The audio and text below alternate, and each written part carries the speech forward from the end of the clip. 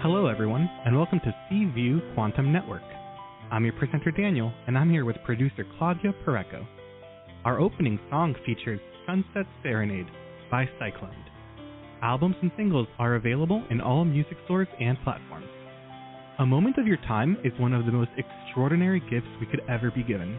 Each week, we create a place for you to rest your heart by providing the platform for peaceable connection to the most gifted lightworkers, intuitives, alternative healers who will surprise you with something different, something outside of what's expected, innovative and unique. Our shows are held on Fridays at 12 p.m. Eastern U.S. time and 9 a.m. Pacific time. At any moment to participate on our shows, please call 805-830-8344 and press 1 to talk with the host. Take My Call. At any moment before or during the show, you can opt for Take My Call and jump the long line of callers. We are now following the pay what you can business model. You pay what you feel our services are worth to you. You can send a payment using paypal.me/PURECO and add the amount that you want. To request a show, please write to Claudia Pareco at cview1111@gmail.com or visit our website, cview1111.net. Now, close your eyes and get in touch with the present, the only reality. Feel your body, feel your breath, and let it drift back to the present moment.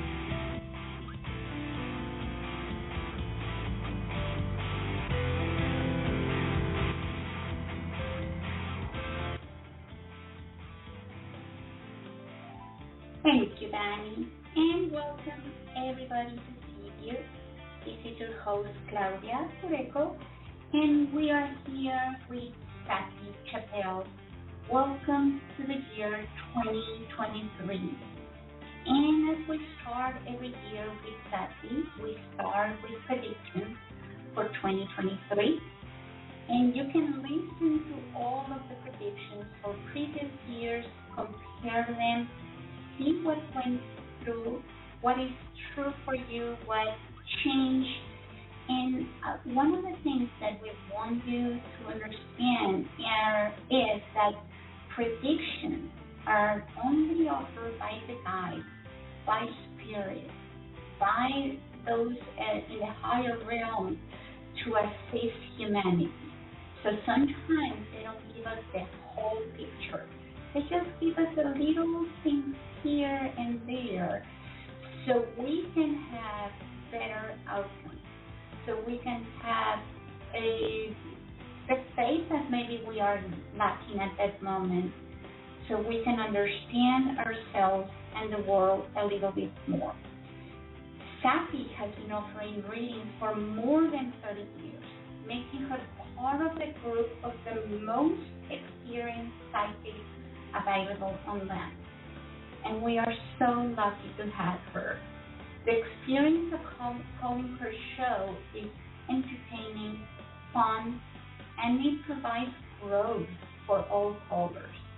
We want you to know that we can see who you are. We know where are you located, and the energies of today's transmission are going your way, even if we don't get your call. So today we are traveling our energies all the way to France, where now Sati is residing, and where she continues her very successful business as a psychic reader, a seer, visionary, and so on. So let's bring Sati to the show and start with all of the information she has gathered for us. Sati, welcome, welcome, welcome. I just love your introductions. They're so beautiful and they feel so wonderful. And I have to say, I like the kudos. They're fun. Thank you. Oh my gosh. Yeah, this is a very interesting year that we are coming into, Claudia, and quite an interesting year for everybody in some ways. And yet it's going to be kind of on the quiet side. So we're going to talk a lot about this. And, you know, I always like to start my radio shows with looking at the Chinese New Year because they're just so fun, and actually they're really, really informative. And they tell us a whole lot about what is to come. And then I'm going to have Claudia give a recording, a previous recording made of a conscious channel that I did today, conscious channeling that came through this morning.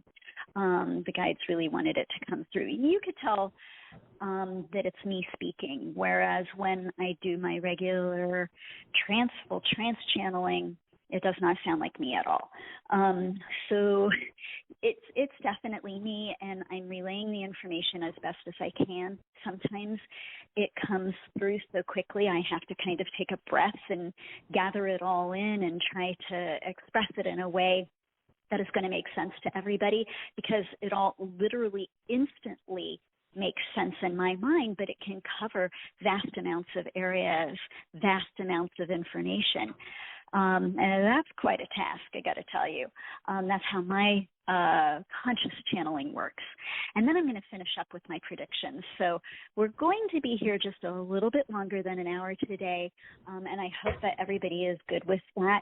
If not, please come back to listen to the show later, because of course, we always record these. Claudia is so fantastic at that.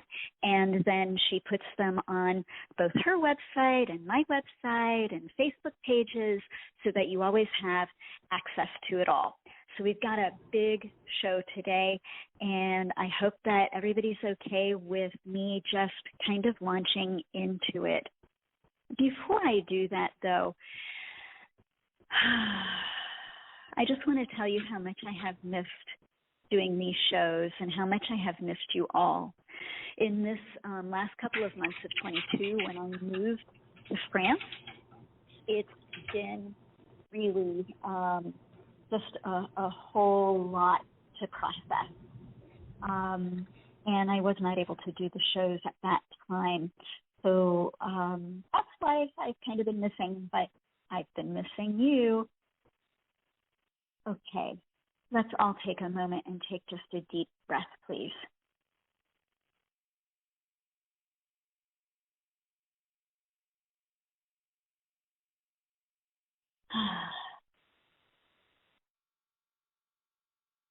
All right, let's get started. 2023 is the year of the water rabbit. The Chinese calendar rotates in 60-year cycles of 5 12-year periods, each of which are represented by one animal plus one of the 5 elements. So that's why we have a water rabbit as opposed to a wood rabbit or a earth rabbit or a metal rabbit.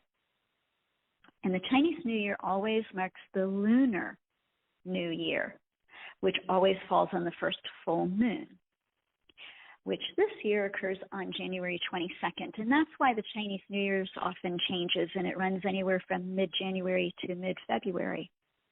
And this year, the new moon occurs in the Aries sign of Aquarius, which is especially powerful because it mainly deals with society versus individuals. So I want you to remember that no matter what I talk about for the rest of the show, everything has to do with society on the whole, as a whole. Additionally, the chart for this new moon astrologically shows 4 planets in the 11th house. So we have the social group sign of Aquarius in the social group 11th house in a social group rabbit year. I love that. That's simply just such synchronicity, right? Stating that we are all hoping for or hoping to try some new things on that larger human scale. You know, we're ready for different. We're okay now with that. And all of this newness is being reflected by all of the planets in the zodiac congregating on the east side or the rising side the rising side of this chart of new beginnings that was cast for the Chinese New Year. That's big. That doesn't happen very often. So it's like there's nothing on the west side at all. That chart, part of the chart is empty. You can look this up on the web at any point in time to see what I'm speaking of with that. So pacing in a rabbit year tends to be a bit slower than during a tiger year. The tiger year we just left, and I said that backwards, and I apologize.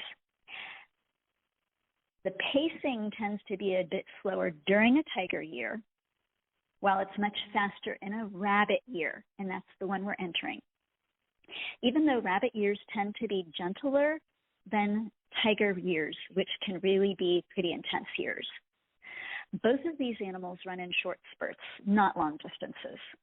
So while we'll move faster in a rabbit year, it'll at least come in spurts or cycles.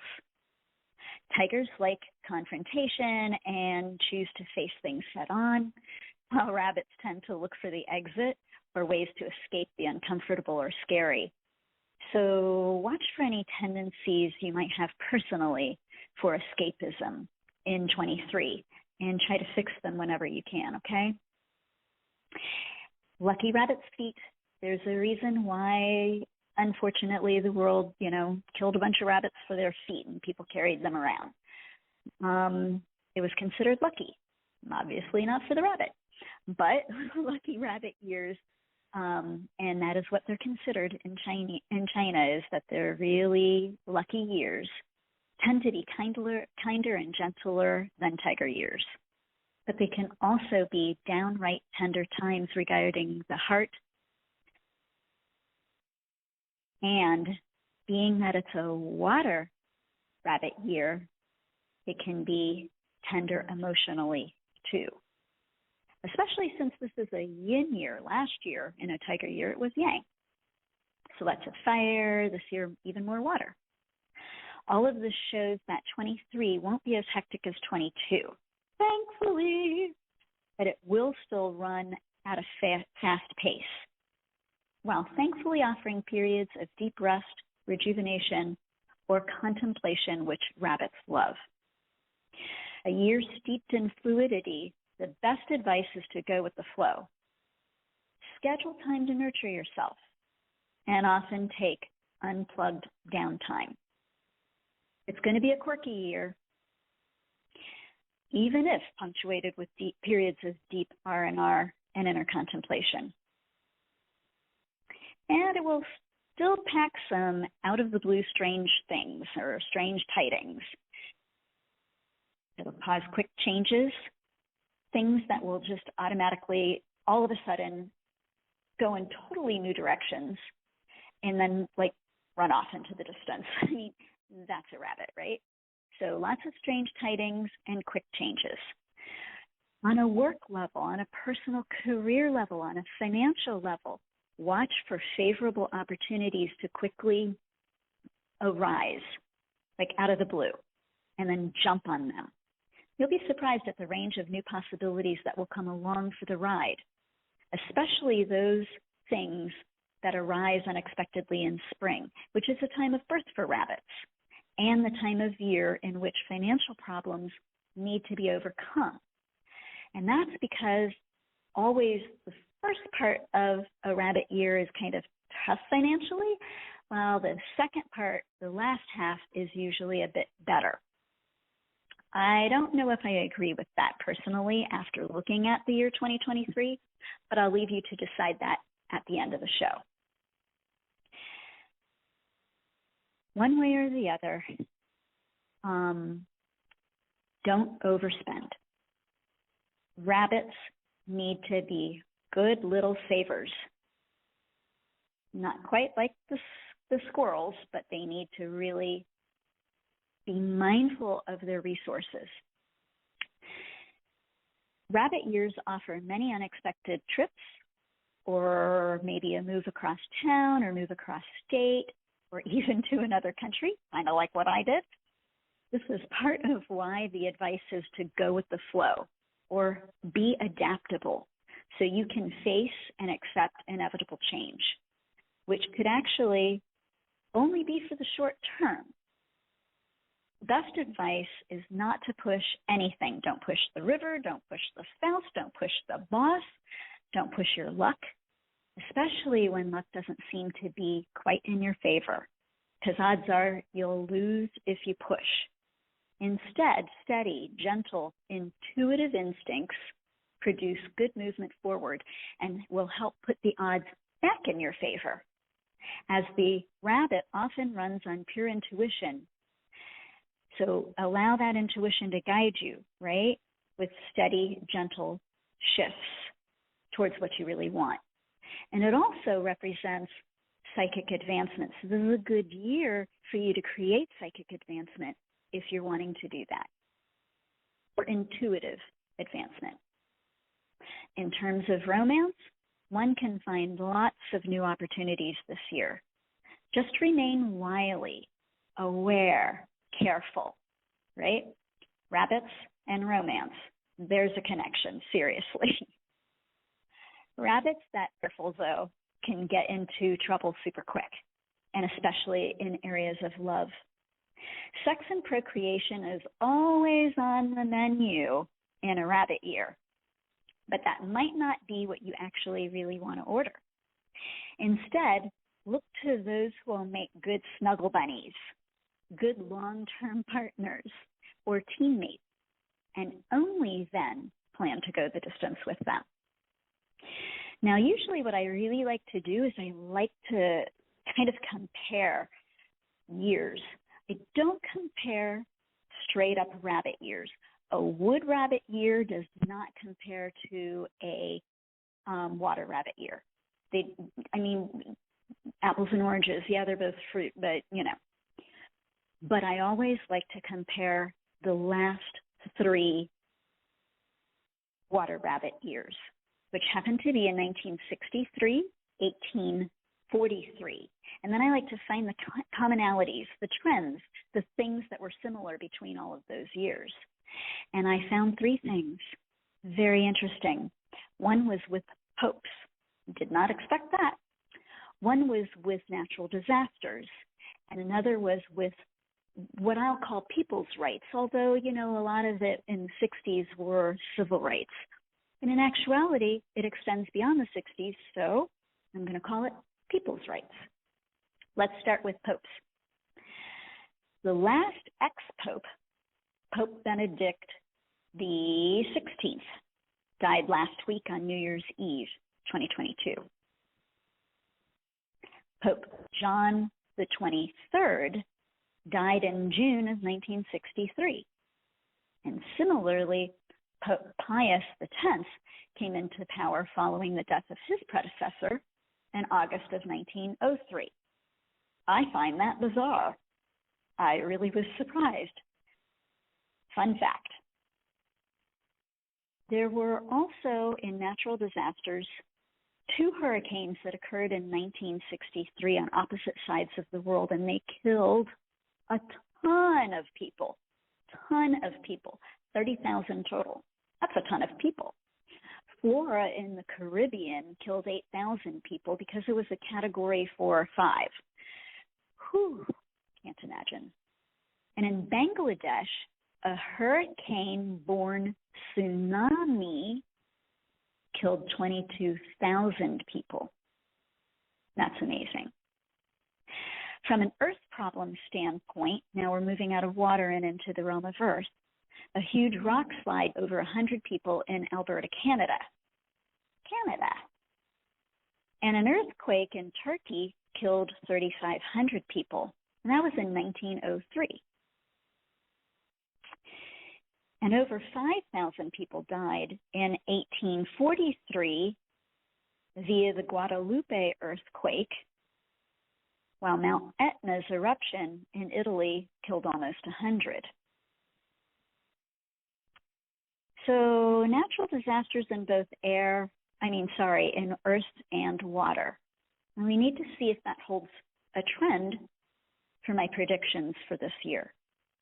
On the civil, or what I've termed people's rights area, the first law requiring lawyers to be appointed to represent the poor in court. There occurred in 1963. Civil rights marches, KKK unrest, Martin Luther King's I Have a Dream speech, all was given in the U.S. in 63. Civilian rule was returned to South Korea, and student riots occurred in Venezuela. Finally, Aboriginals in Australia gained the right to vote. All of this occurred in 63. That's a lot, and that's also spanning the world, not just in America, right?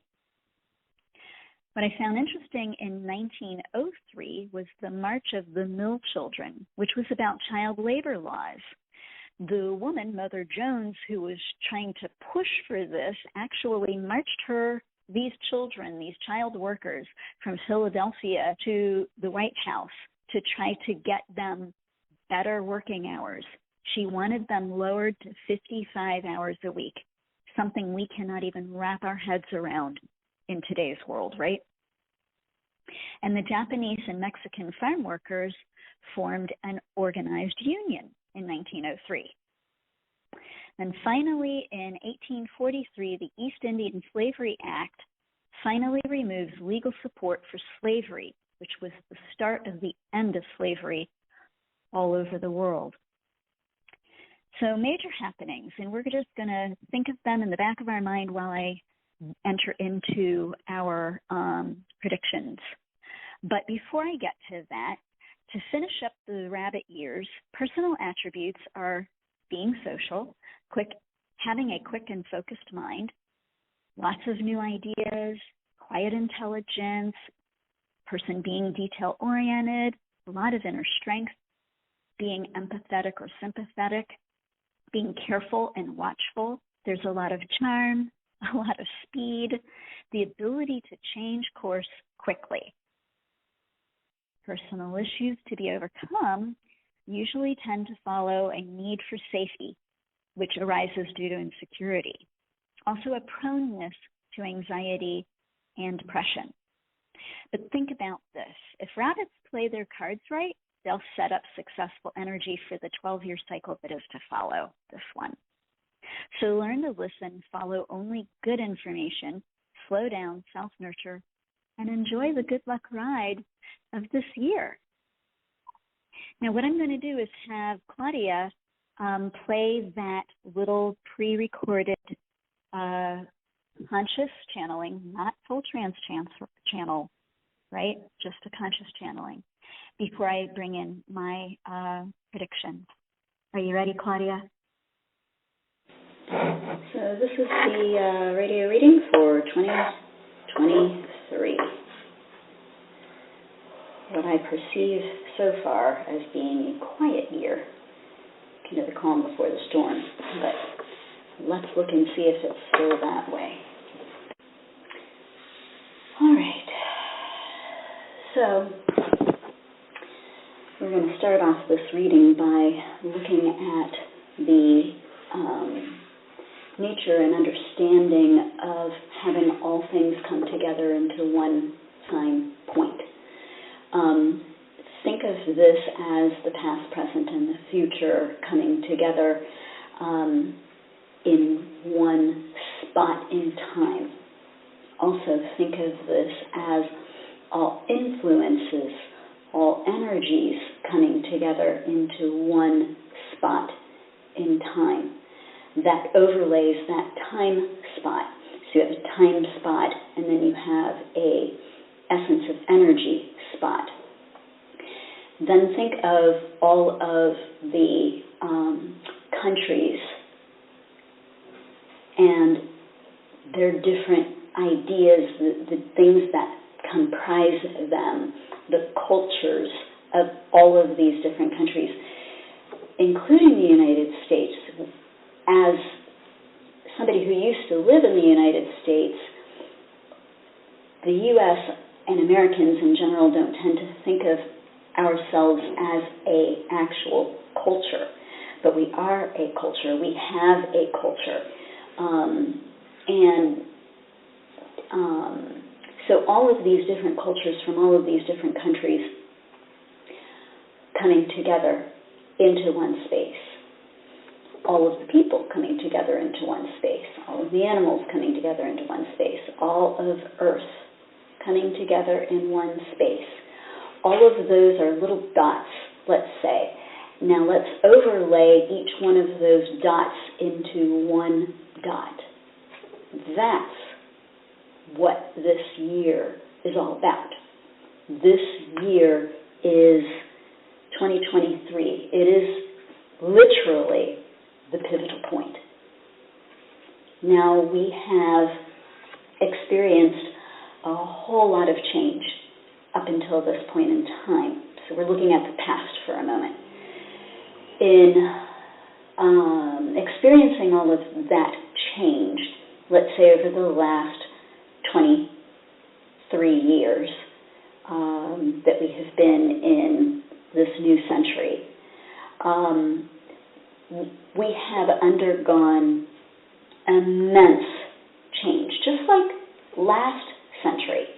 The last turn of the century was the same. And I often wonder if this isn't why some people feel like the end of the world occurs at the change of the century, because there's so much dramatic change and so much of the unknowable and so much of the known that is passing away. And so you come into 2000, the 21st century, and as we look back now between 2023 and the year 2000, you can see this immense change that has taken place.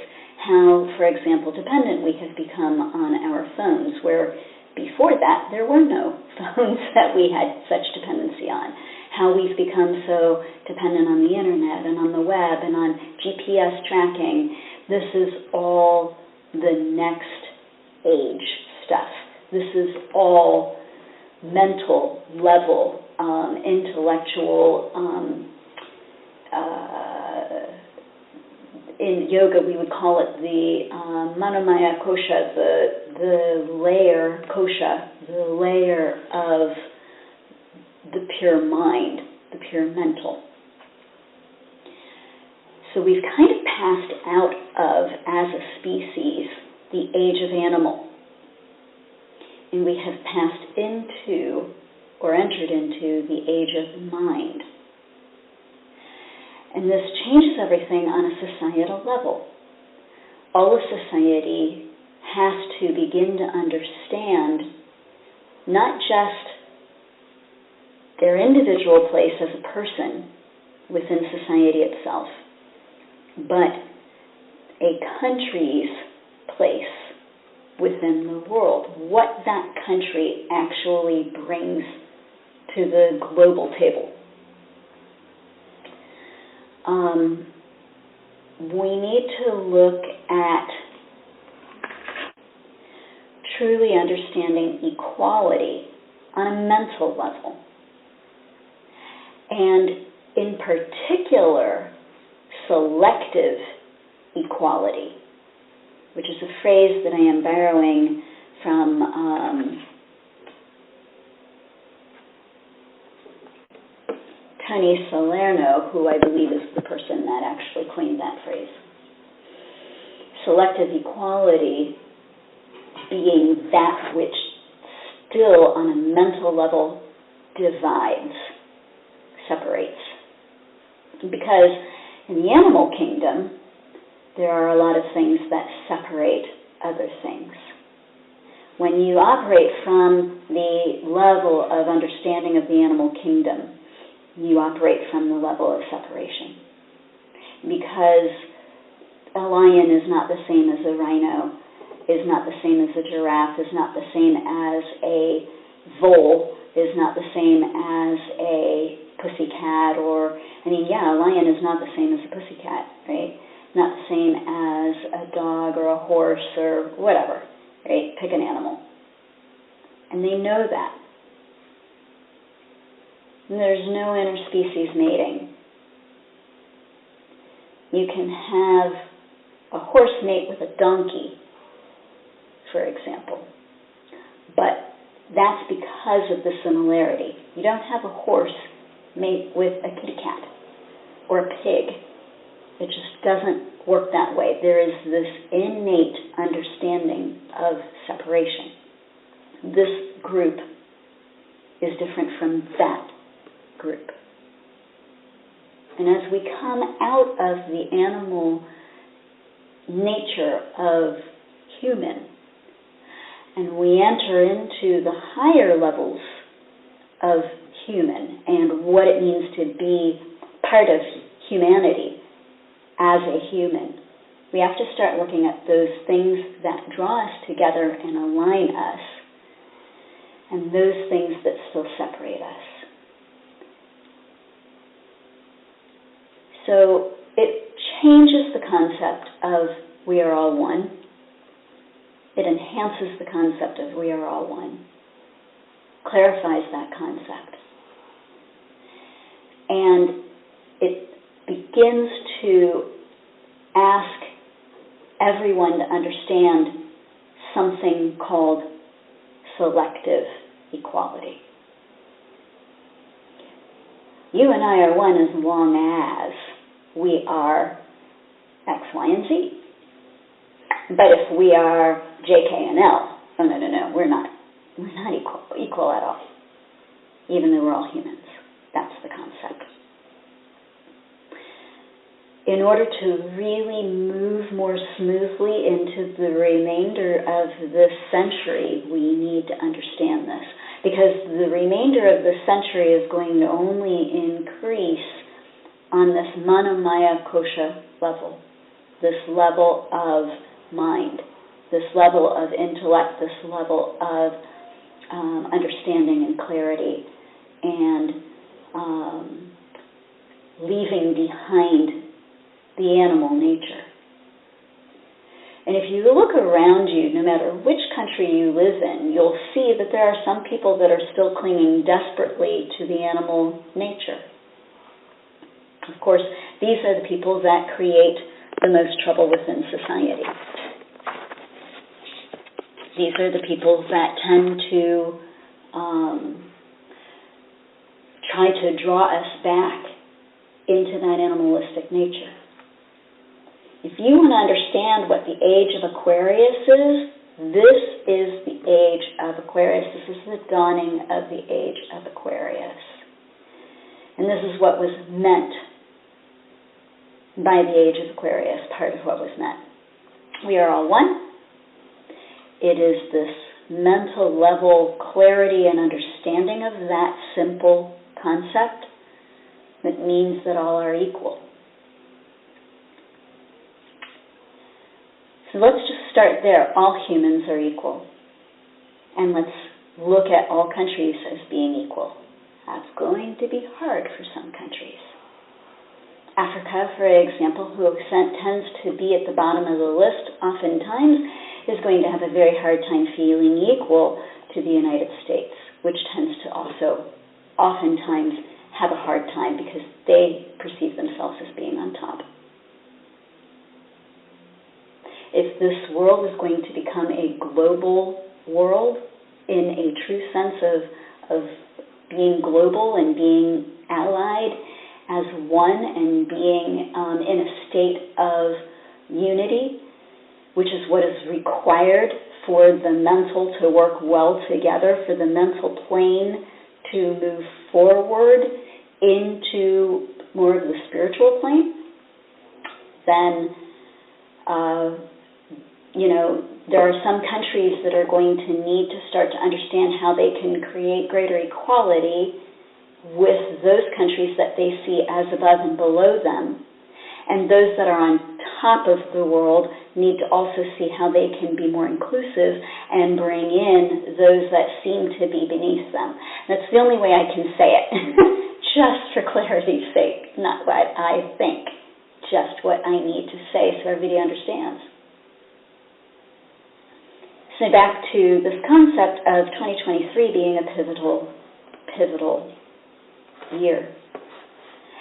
We're going to look at things going forward as I spoke with my friend Dawn of Astrology yesterday, And she put it this way. She said, we're going to look at things as before the pandemic and after the pandemic. Like before Christ, after Christ, in coming years. And, that really struck home with me. I had thought that before, but sometimes feeling the energy of how somebody else says something makes it really clear to me. Prior to the pandemic, everything was moving away from this animalistic quality, moving into the mental, the intellectual, the electronic, the energetic. But it was going very fast, considering the time between 2000 and 2023. But there were so many people still clinging to the animalistic ways and the concept of fighting for survival and only the fittest and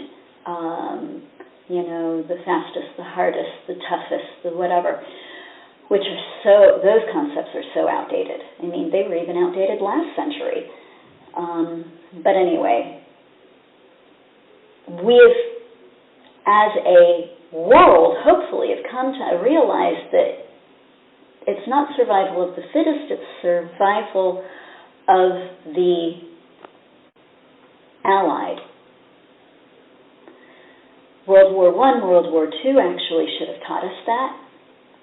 The allies are the ones that made the greatest changes in the world. When the pandemic came along, people, even though they were physically isolated from everybody else, they had to find a way to work together in order to create the appropriate change.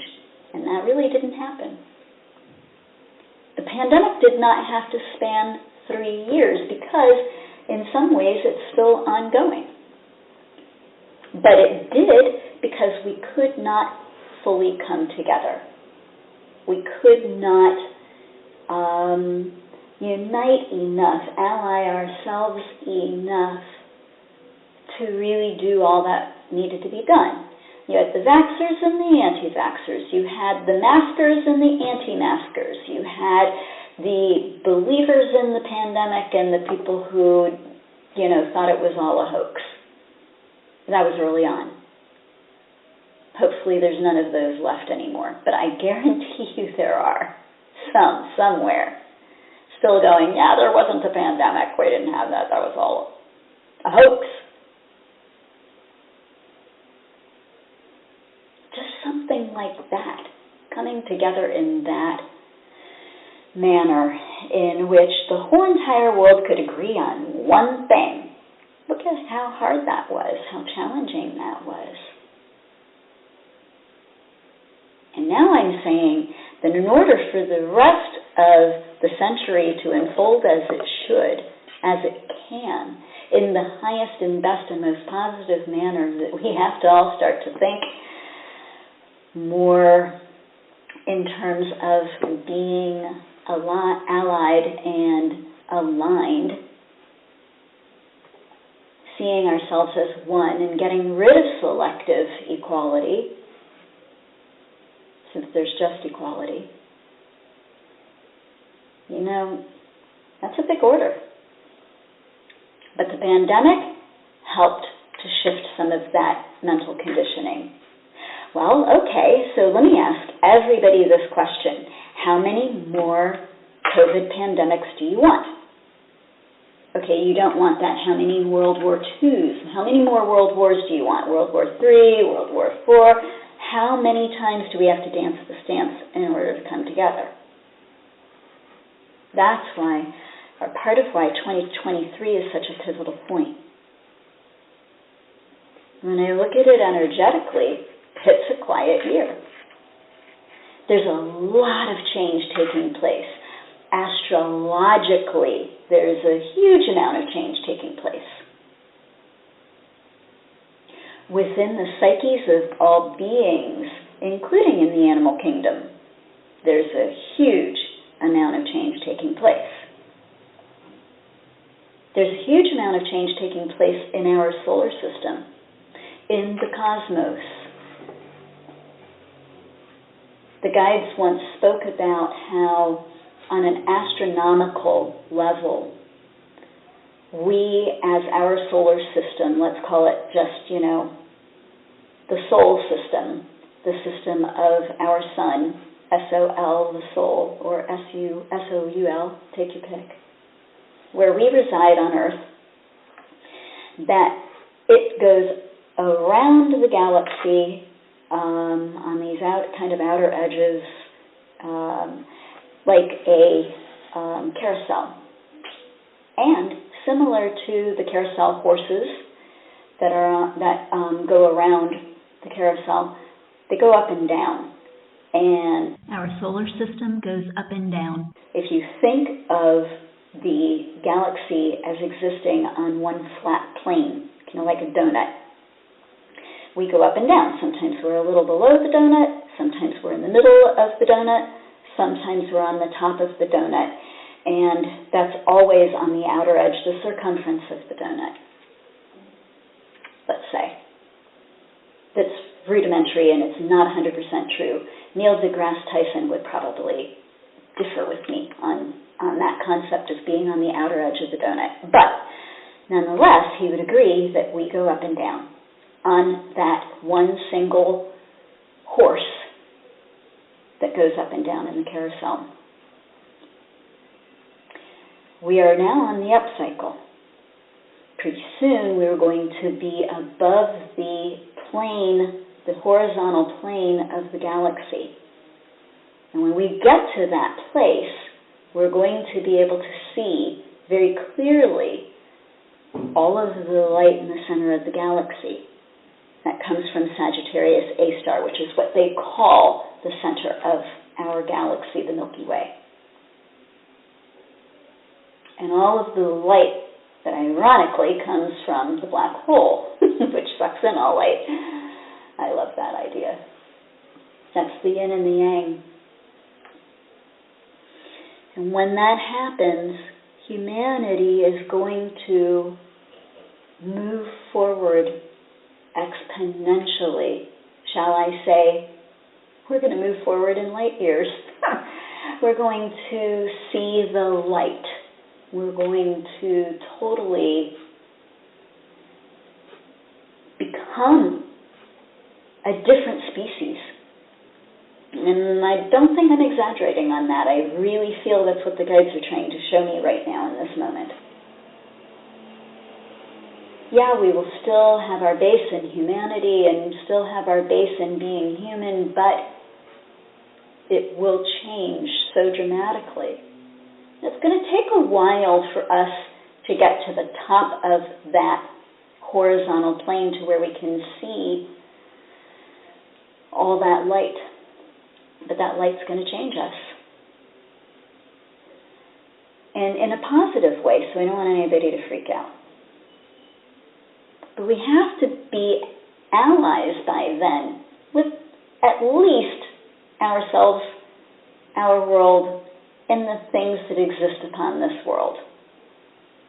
Animals are takers. I love animals. But in the animal kingdom, they're just looking for survival. They're just looking to get through the day. They take food when they need to take food. They have sex when they need to procreate. They do things that do not necessarily, on a conscious level, contribute to the whole. That's what I mean by takers. Humanity can't exist like that anymore. Humanity needs to understand its role as caretakers. That's not quite givers, you notice. I didn't say the opposite of givers, because we are certainly not there yet. We're not going to be there for many millennia. But we can move from takers to caretakers. That's an easy move. That's attainable. And it's attainable in this century. And that's part of this Manamaya Kosha. That's part of this global mind that we are creating.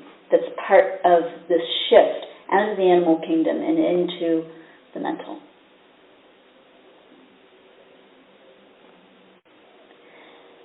So, we have this concept of the Aquarian age, the dawn of Aquarius.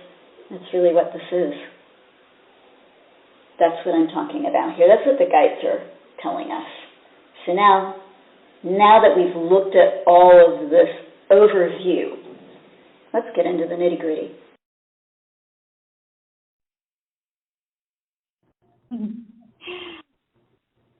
Well, I hope that you guys were able to really understand that.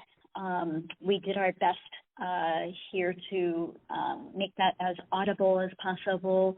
And I made a mistake in part of that, and that the galaxy goes up and down instead of our solar system. So then I had to redub that piece, which sounded funny, made me laugh hilariously, yada, yada. But anyway, so that's the precursor to this year that's all about alliance. Alliance says being aligned, right?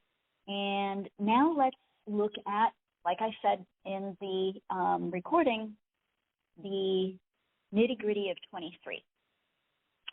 Regarding nature and the natural world, this is going to be like a air year. Every time I do these shows, I always talk about what kind of a year it's going to be on an elemental level, because it tells us a lot about many, many things, not just the natural world, but also how we respond to things, right? So in water years, we respond to things very emotionally. In earth years, we respond to things very pragmatically, very logically, very take action. In fire years, boy, we really respond to things in fast and furious ways. And in air years, we respond to things mentally. So kind of bear that in mind as we go through looking at what 23 is going to actually bring on a specific level. As an air year, and yes, it is a water rabbit year, which we've got water there.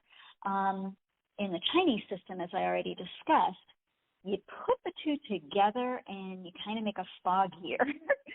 And that's really funny, because in all the time that I've been doing this, I've never seen a fog year, but the guides were showing me that this was a fog year. But they really wanted me to lay the emphasis on air. You need to have water and air in order to have fog, but the air is the predominant energy, and the water comes in from time to time to kind of push things along and make things happen. So we've got a fog year, and that means there's kind of like a stillness, a quietness in fog, a silence. Things get muffled in the fog. They echo in the fog. Sometimes it's hard to hear. Sometimes it's hard to see. All of that tells us something about what's upcoming on a metaphoric level for 23. And when it's an air year, meaning that there will be a lot of wind, you find different things happening. And remember, again, we're putting two elements in here because the water works with air. They always work together in these kind of years. Sometimes with air years, I've seen smoke, which the guides are, showing me now. So it can kind of be a combination of air and water and a little bit of fire. But in a true fog year, a lot of those fires would be dampened. So we don't see quite as many fires this year as we've seen in the recent past. More like pollution, toxicity, like what we're pumping into the air as a society. Storms will be more powerful, yes, but there will be a lot less of them because it's an air year. If it was a water year, there would be far more storms, and maybe they wouldn't be as powerful. So it kind of reverses, right? unless we're speaking about tornadoes, because tornadoes and dry hurricanes, which they have out in the western part of the United States, in some drier parts of the world, like the Sahara and Australia and other places like that, then air is a big deal and it moves really fast. But overall, we're talking about kind of a cloudy, more overcast, more rainy year, which to me is healing, because it's that natural downtime that comes with those kind of days, which is nice. So it's kind of like all of that on a nature level, right? But it also means more airborne situations. For example, you could see the pandemic as an air year. Bad with airborne situations. But since we're looking at fog, I see it as a quieter year on a natural disaster level, which I can only say is thank God, because it's been a while that we've had a quiet year on a natural disaster level. So it's kind of a year in which we can collectively take another breath. We can take a breath, which is good, because like just 3 years ago, taking a breath was a really hard thing to do because of COVID and all of the fires all over the world, all of the smoke that was going on, the George Floyd kind of situations, the skirmishes that were happening all over in the U.S. and all over other places too. You remember that. People were literally gasping for many reasons. So we all get to kind of take a breath this year, which supports the concept that this is a pivotal point year, like the guides were just saying in my brief conscious channeling given just a moment ago. A pivotal point, that dot on the paper, that spot, that's not really filled with action. Things will definitely be happening this year, but it'll be a quieter year than what we've had in a while. So, let's all embrace that, right? Take this time to renew, rejuvenate, get ready, because pivotal point years usually don't last long. It might not even actually stay quiet for the entire year. And usually what follows is a time of immense activity with stuff happening all over the place, all over the world, all over the country. And I definitely think that's going to be 24. The pandemic, from the point of view of this unifying dot, understanding that a dot is one thing, not 29 million things, this pivotal point, and returning to understand what we already got in 2020, what we already learned, what we already accepted as reality. And one of the things that we got was what it means to be a good human on this planet, what it means to be a good person within our family or within our sphere of influence. So kind of coming back to that place of mental understanding of who we are as individuals and who we are together. All of that is kind of like a gauge for our health as the human species. So it's actually better on a health level. It's a cooler year. This fog also brings in that sense of coolness, although don't be confused because it'll still be record heat in the midst of summer, but not so much from aggression or fighting or problems that way, but cooler insofar as needing to take more self-care, needing more rejuvenation, that kind of thing. The U.S. has been going through a lot health-wise, and that's going to continue as we move forward into 23. And I know that kind of sounds contradictory to what I just said, so bear with me. There will be a lot of germs, kind of like during December. Y'all in the U.S. have been having a hard time with illness, while over here in France, where I live, there's been the flu.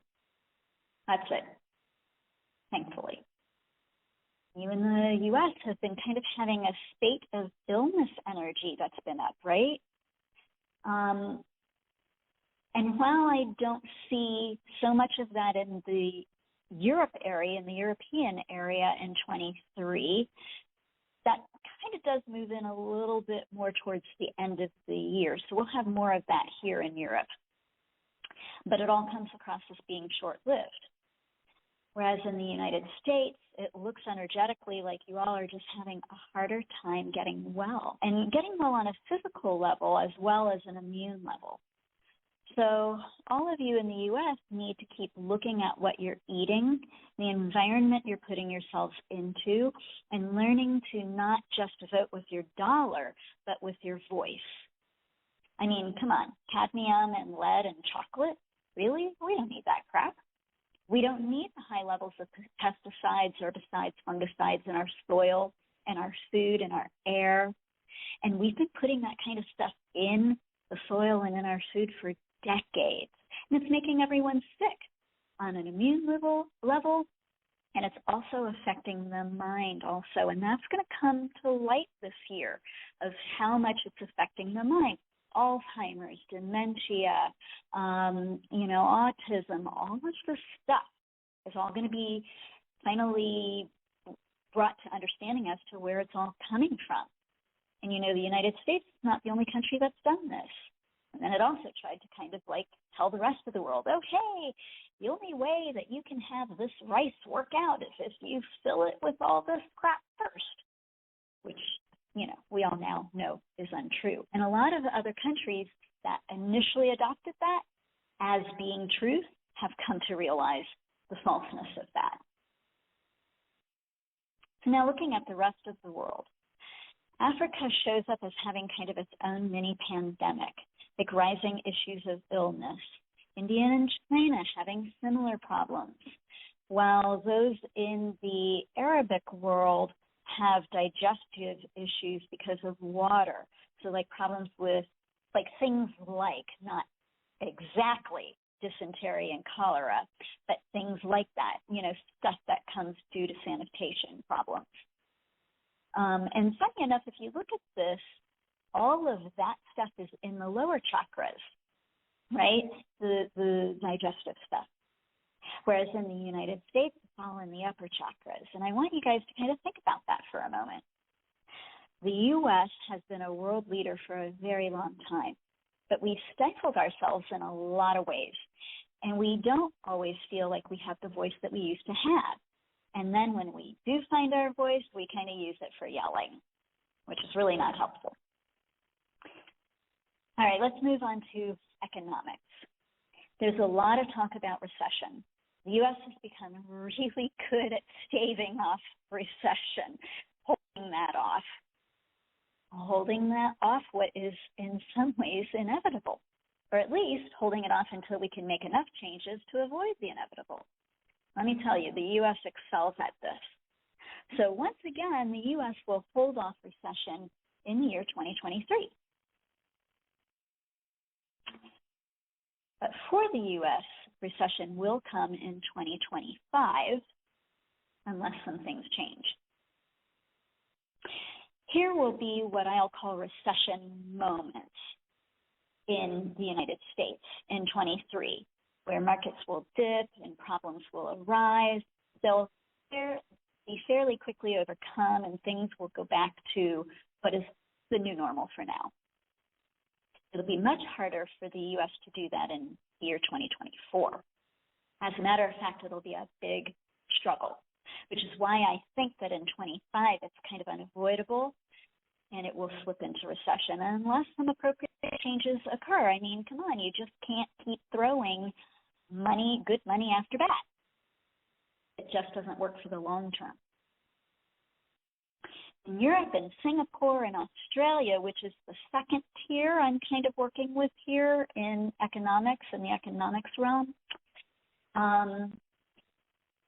they're following the U.S. in some ways with this ability to hold off these economic problems. So Europe will be struggling this year in 2023 as opposed to the U.S. struggling next year, right? But fending off recession. They'll do that. They'll accomplish that in 23. However, in 2024, for Europe, recession will come. And they'll still be in it in 25. And that's the challenge. How long can the U.S. keep its head above water when other parts of the world are sinking economically?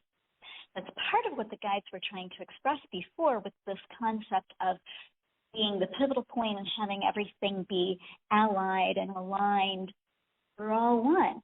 Everything is equal. We just don't see it that way yet. In other parts of the world, like Arabia, Asia, Africa, Russia, and some other countries, they fall into what I'm going to term the third tier. The small part of the Arabic realm existing energetically in the second tier. And for those in the third tier, it's going to be hard. It's going to be very hard for these parts of the world to avoid recession this year in 23.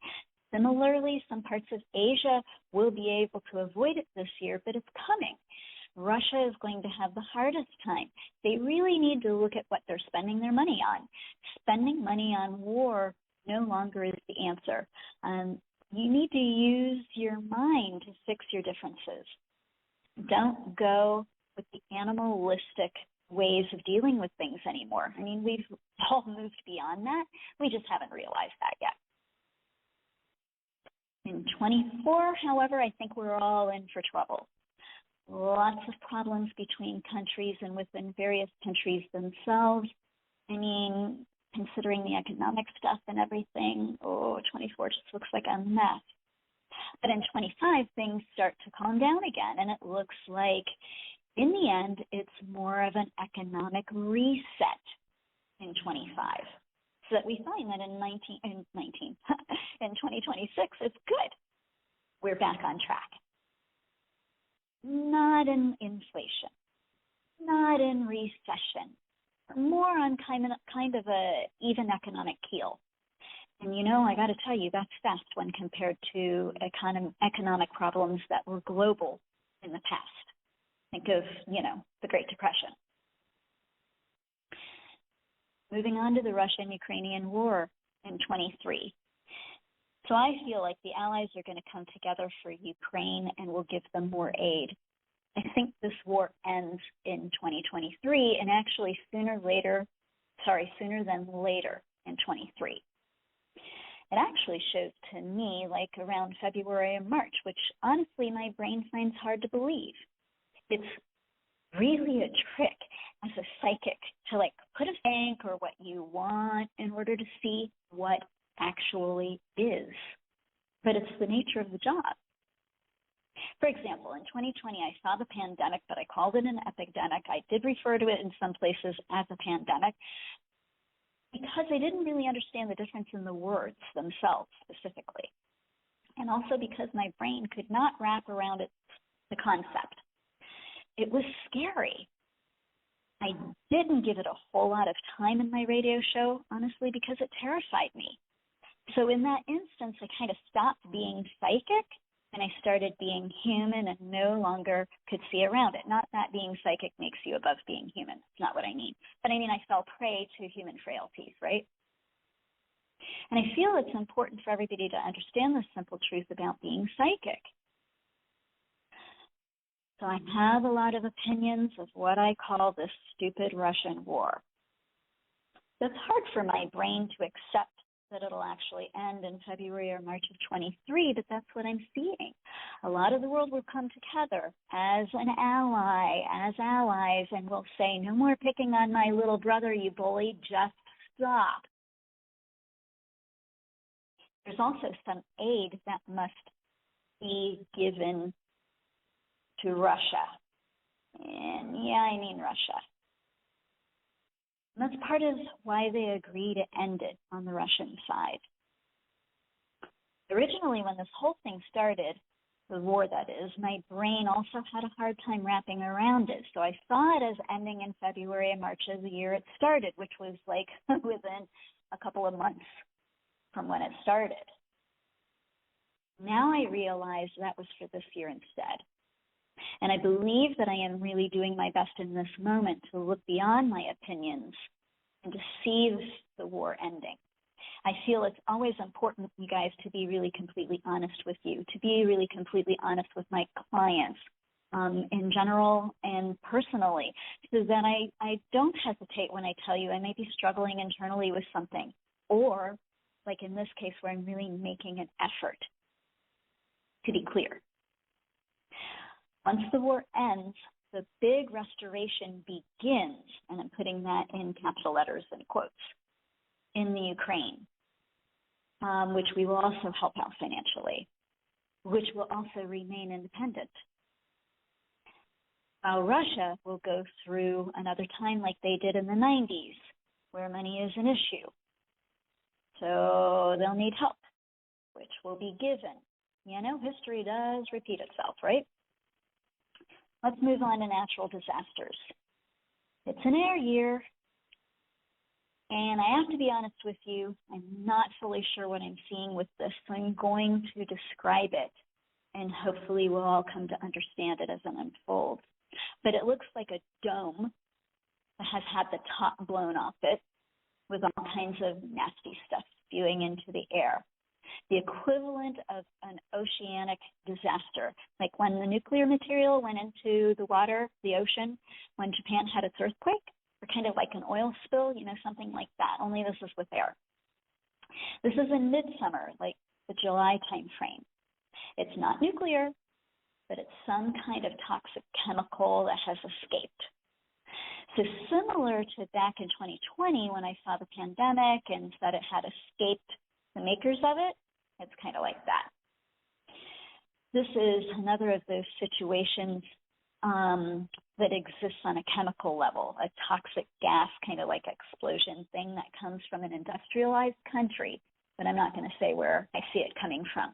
It's just not fair and it's not helpful. It'll affect the whole world, however, and it's a human disaster that becomes a natural disaster. And it will affect people with the breath, being able to breathe, and general health, yet again. Mostly in the local area of where it happens, but the whole world to some extent as well. It'll also affect the animals and plant life as the chemicals settle into the soil. So there will need to be a big cleanup effort. It may be somewhat of a blessing in disguise because we will learn how to clean up the soil and the air because of it. So it may help with global warming, but it will take time. There will be loss of lives. It's going to suck. That piece. Right? But remember, this was pretty much a quiet year. I have to say that, you guys, because like quiet years are no longer like they used to be. It's not Little House on the Prairie anymore, right? It's not that kind of a quiet year. This is quiet year in the mid, constant chaos, which is, kind of where we're at in this change, this world change, the societal change. So speaking of societies, let's go into U.S. society. 2023 is pretty calm for the U.S. There's going to be more goodwill with neighbors. People are going to be kinder. It's a happier time in the United States. It would be nice to kind of have that peace, that gentle energy return. However, President Biden comes across as getting pretty ill, like a heart, lung, circulatory related thing, and there's going to be need for hospitalization, and he could actually pass away. I've been seeing this for some time. And considering the fact that JFK died in 1963 and was unable to finish his term, it fits. And that was a water rabbit year, right? Looks like it will occur somewhere between the latter half of August and October. So most likely like in September, maybe early September. And it looks like Kamala will be able to fulfill her duties and will take over when needed and as needed. She's a strong-willed woman who has a lot of her own ideas on how things should be run. However, in order to pave the way for more women to become president in the future, she will hold back on a lot of that and be true to the legacy that Biden wants to create. She'll stay true to his agenda. So it looks like at the turn of the year she'll be sworn in, maybe as early as December, most likely January. European Union or, Europe. Biggest issue is worries about money and recession, people feeling the bite of monetary problems. There will be some issues around energy availability and blackouts. The EU will work well together, though. A little bit of minor arguing here and there with some of the smaller countries, but not a big deal. England will, interestingly enough, start to take more of the lead in the EU, which is ironic considering Brexit. However, Charles will push for some changes with regards to England's position and may even rejoin the EU or find a way to do that, which would cause some upheaval in England itself, not so much in the EU. Science breakthroughs. Not seeing much in terms of breakthroughs in astronomy or technology per se. A couple of big medical breakthroughs, though. Cloning or in like cloning organs, stuff like that. A lot of movement in fusion technology. Everybody will be clamoring to accomplish progress in this area. A lot of people will be coming at it from different angles, and we'll make a lot of progress this year. Also, breakthroughs in food production and soil technology. New food sources will be created. Green technologies will be back on the menu in 2023. There will be some skirmishes across the world, some smaller conflicts, some worrying about countries getting into bigger conflicts, but overall, again, it's a quieter year that way. People are going to be looking at careers and education more than they did in 21 or 22, putting more focus and energy into personal solvency.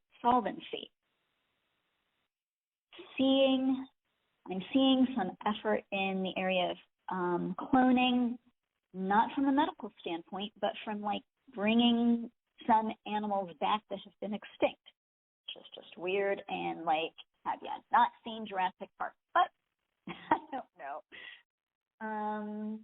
Some work being done behind the scenes in this area, and we're not going to hear about it till 24, so it doesn't really matter. People in general will travel more in 2023 than what has been happening. That does not need a psychic. I don't need to be psychic to tell you that, right? Because the world really hasn't been traveling since the pandemic. But it does look like it's going to be more over water. Like it could be through cruises and things like that via water. Also, over water to other countries. Finally, the Earth. She's feeling a little more optimistic. If we look at her as an entity, we might take care of her more conscientiously. Fires erupting, there's still global warming that needs to be taken care of, and there are still issues with the Earth and all of us moving forward in a more healthy way. But this is a pivotal year. This is the entire point of the concept of alliance. In this year, energetically, all things come together for positive change. And the Earth is hopeful as an entity herself, that we will make the right decisions at this time and make the right decisions this time. To be honest with you, energetically, I am hopeful that we will make the right decisions too. And I've not felt this way in decades. But something shifts in 2023 to where people go, oh, wow, we really can't ignore this anymore. We can't call it other than what it is. We do need to fix this. And so changes will be made. So I feel like the Earth is going to have a little bit of a breather this year too. And we'll have an opportunity to rejuvenate a little bit, even though we will still have crises on the horizon from an Earth-based standpoint. So, my darling Claudia, thank you for giving me all of this time to chit-chat and to deliver all of these messages. I really want everybody to come away from all of these predictions with that understanding of this being a better, quieter year in which we can all come together like what the guides were saying. Energetically, it's going to happen anyway.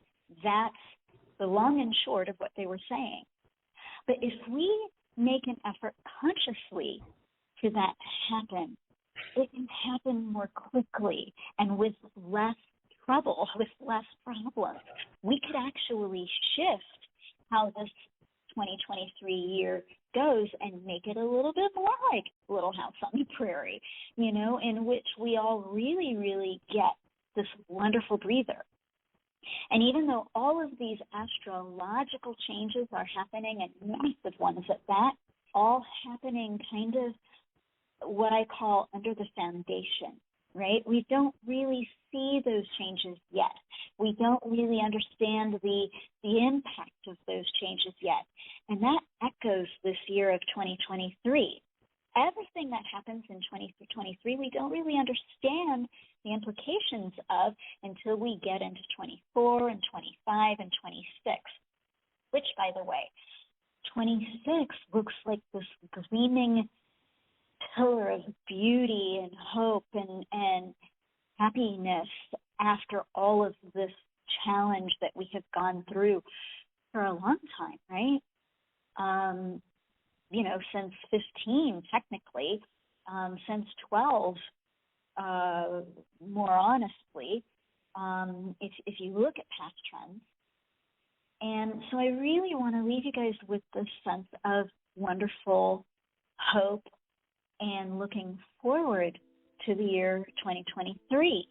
Let's all pull together and look at how equal we can all be with all things so that stupid dome of toxicity doesn't have to blow up.